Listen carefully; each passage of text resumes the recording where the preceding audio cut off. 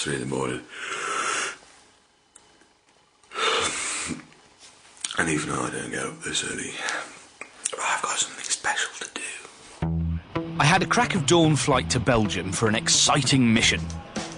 I was here for a road trip, to pick up the new Ferrari 599 and take it back home to the factory in Italy.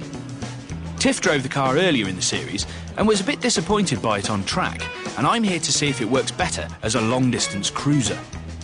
We planned a 1,200-mile route through France, into Germany, across Austria, and finally home to Italy. I was itching to get going, but with typical Ferrari eccentricity, the car wasn't where it was supposed to be.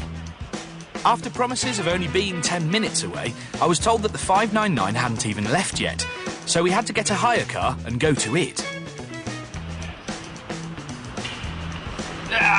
61. I must say, so far, the 599 GTB isn't exactly what I thought. It's more like a Renault Scenic. Yay, we found them. It's a really textural car. There's a lot to look at. You're constantly seeing different bits of it. Look at the inside. All this tone leather. Excellent. Fitting our luggage into the 599 was easy, especially with a parcel shelf on the back. Not a bad crew vehicle, that, is it? 612 Scaglietti, chase car for the camera. Who said Ferraris aren't practical?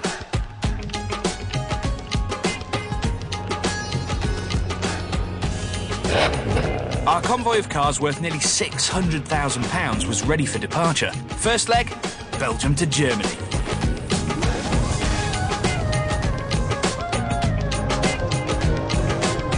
Woo! 100 miles in, crossed into Germany. That's a really easy 260 kilometres an hour there, which is quite a lot if I do the maths in my head. Really comfy car. It's a lot better than a Renault Scenic. Sorry, Renault. It just feels like a big GT. It just feels so comfy. And having started at 3:30 in the morning to do this, all of a sudden I've got my energy back.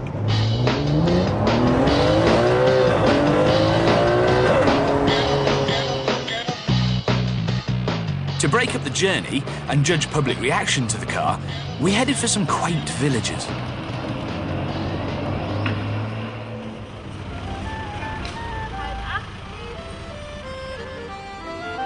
One German man fondled the car out of sheer love.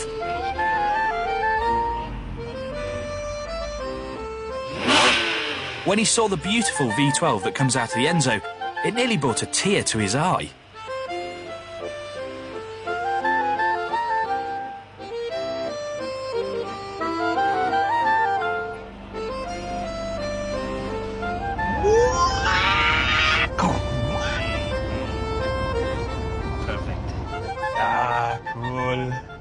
We left the village behind and headed back to the open roads, but no ordinary roads. De-restricted autobahns.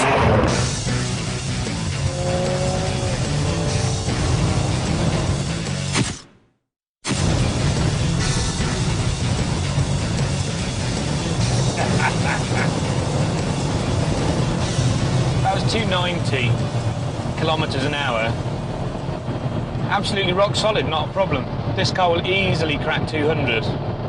So 290's what? 180. Quite quick. The sun was setting, and it was the end of our first leg.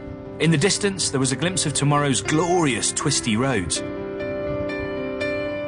After 10 hours of driving, I felt fresh as a daisy, because unless you're driving flat out, the 599 is a remarkably quiet place to be. Day 2. I realised I hadn't packed any clothes, and only one t-shirt shop was open. It's large enough. Yeah. But it didn't matter. We were on our way to the mountains, and with mountains, you get tunnels.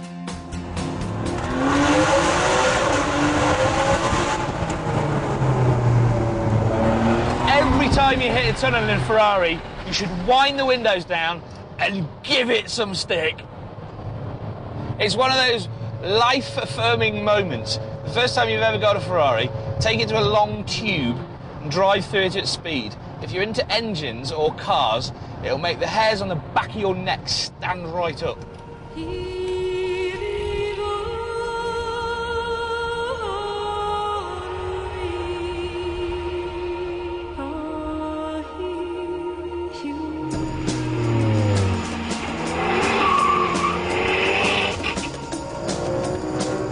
better just hold on for a bit, mate.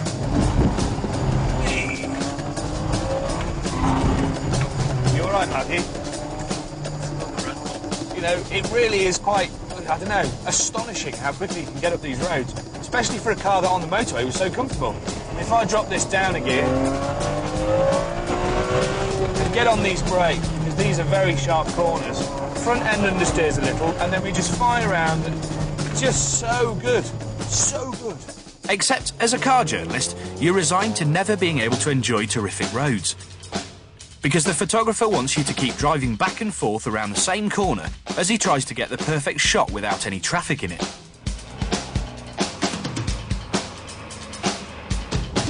It was good to be back on the road. We were storming through Italy on the final leg. As we approached the 1200th mile of our trip, it was hard not to get a bit misty-eyed. You can tell you've been on a good trip when you've got loads of little bits that you keep remembering.